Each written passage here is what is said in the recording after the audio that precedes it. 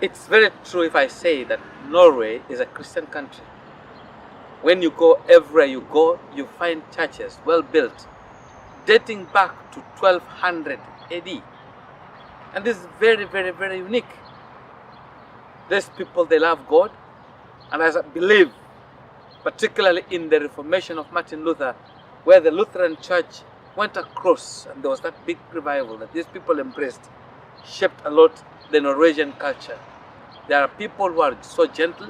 If you want to see, look at them the way they are driving. Look at the way they take care of their own economy. It's very little you can hear of corruption. It's very little you can hear of even traffic problems like we have in Africa, because they embraced Christianity. And you can actually see the mark of Christianity everywhere you go. This is a heritage that's worthy to be kept by all means. I'm so glad to speak to you from Norway. Norway is one of the Scandinavian countries. To the east, it is bordering Finland, to the north, Russia. Towards the south is Sweden, Denmark. If you go this way, is the North Sea, and to England. If you look at it, it's not such a big country, because it has maintained a population of 5.3 million for quite some time. The Norwegians are very hardworking people. If you go across and see what they have done, they have no mercy on rocks. These people have made tunnels through. These people have hidden rocks, done wonderful things. Their technology is unmatched. They have made canals to join the lakes. These people have worked hard. Very well known for the Vikings, who started actually from this place, conquering almost the whole of Scandinavia. Their economy is very good. They are wonderful fishermen, and their fish is known all over the world. And of course, boosting the economy is the discovery of oil in the 70s, which has boosted their economy. They are able to sell oil. If it were not for the price, this is a good country, well stable. Norwegians are very warm people. They are lovely people. They are hardworking people.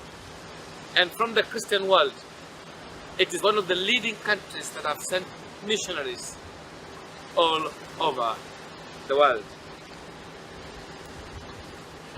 The Vikings were seafaring Scandinavians who went to Norway, Denmark, Sweden, engaged in exploring, raiding, and trading in waters, and land outside Scandinavia from the 8th to 11th centuries. Skien is a small capital city of this small county called Telemark. It has a population of 170,000 people. It has retained the Norse culture. Actually, the deep culture of the Norwegian people is found in this Telemark county. It is in this county that you can really see the true Norwegians. And to another degree, the people of Telemark were often described during the Middle Ages and early modern era as the most violent people. They are the people who are so hard and so violent, creating what is Norway today.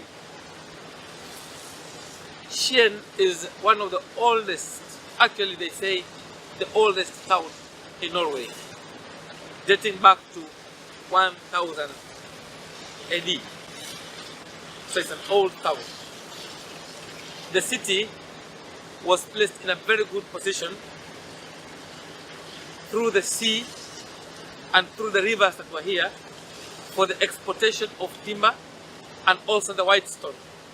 The white stone was used mainly for sharpening the tools that they needed at that time. So it was a very beautiful city that grew and grew and grew because it was in a very good trading position in this country.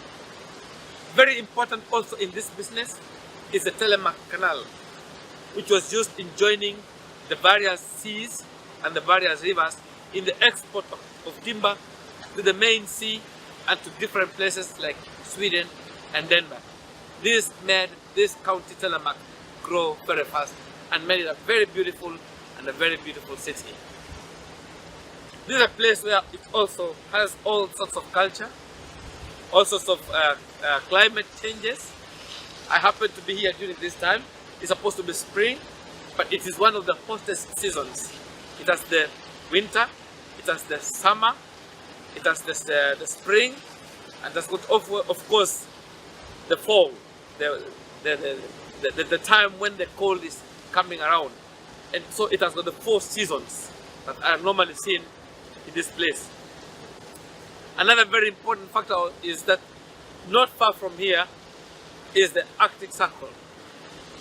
I'm at 60 degrees, just not far from here we have the 60. So at this time the sun is setting. As I'm making this program, the sun is setting at 10 o'clock, and then it doesn't become dark at all, and by 4 a.m.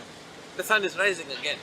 Very interesting. From Africa, you know, the sun is setting at 6 and rising at 6 in the morning. Here it is setting at 10 in the night, and then by 3 in the morning you have the sun. And they're telling me not far from now even the sun will not set at all in some other places of this country. It's a very interesting country. You need to be here to see it for yourself. As you move towards the north end of the world, you get more lakes, you get more seas, you get more rivers. I'm standing on the Telomere Canal. This is a very, very big technology of how these people crossed, joining between the lakes, the seas, and the rivers. This Telomere Canal connects the inner part of the land to the sea, all the way from Dalen to Sien. It is done by linking several long lakes together and canals and locks. As the ship is moving from one lake to the other one, you need locks so that you lock. It comes higher, then you go to the second level, it goes higher, then the next level, and higher until this lake, which is lower, is joined to this lake, which is higher. Very clever. It was built in the 18th century, ending 1861. The first part was finished 1861. The second part of it was opened in 1892. And in Europe, when it was finished, it was seen as the 8th wonder. You remember the 7 wonders of the world? So this locks was counted in Europe as the 8th wonder. And surely, it is a wonder.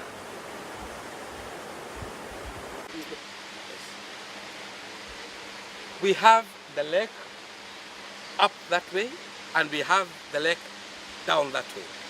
And this was a river joining the 2 lakes.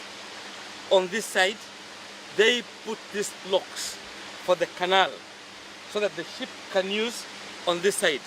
But also very clever people.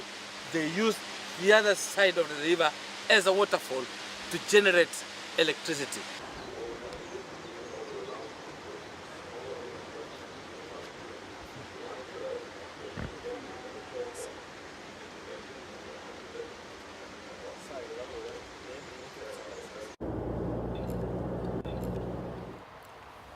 I am at Magdegal, the home of Sondre Norheim. This is the home of skiing. It's actually known as the Magdegal ski. It's a very famous, in Africa we know how to run. But these people, they don't run. They stand and then they slide on very hard, solid water. And that is called skiing. This man he perfected the art of skiing until he became a world famous person. Born in 1825, not far from here, he practiced a lot of the skiing in those years until 1897. That's quite long time ago. And being a pioneer in perfecting skiing until the Olympics honored him. In this place has been the flame for Olympics for very many years, for honoring what he did. You cannot talk about skiing. Actually, the word ski, S-K-I-I-N-G, is a Norwegian. Did you know that? And it all comes from the work that this man, Sondre Norheim, did. And he made very important innovations in skiing technology by designing equipment such as different bindings and shorter skis with curved sides to facilitate turns. Sondre Norheim was regarded by his contemporaries as a master of art of skiing. He combined ordinary skiing with jumping and slalom, which is an art of how you do it. In 1868, he won his first national skiing competition in Christiania, Oslo, beating his younger competitors by a large margin. His reputation grew and eventually made Norwegian words like ski and slalom or slalom known worldwide. Norheim followed in the footsteps of many of his neighbors in Margred and migrated from Norway, trying to go into the newfound lands of America. And he went to the United States and stayed in a place called Minnesota. In that place, it was flat and there was no snow, and he actually became depressed because he was used to up and down. And later on, he became a very, very strong believer, and of course, he passed on. What a wonderful man who made history and left legacy out of developing something that may have been small, maybe nobody would have cared, and brought us the ski and slalom. Wonderful, and congratulations, Norheim. It's very interesting that from down up to here on this mountain, 500 meters, down in the valley where the two mountains meet in the valley is Rjukan town, mainly and famously known for the production of fertilizer. And just across, to make energy for the making of the fertilizer from the nitrogen, was a very big factory. In that factory, during the time of the separation and making of this special water that makes the nitrogen fertilizer, they could also get a byproduct that was used for producing the nuclear bomb. And during the Second World War, some Norwegians were so brave enough that they were able to stop the production of the nuclear bomb that would have actually destroyed Europe. This is a very, very historical and very, very important historical place in the world. Wow, but it's also very scary. Behind me is a very big, beautiful mountain, the creations of God. It's very interesting how God has been able to create this world. Very, very, very interesting.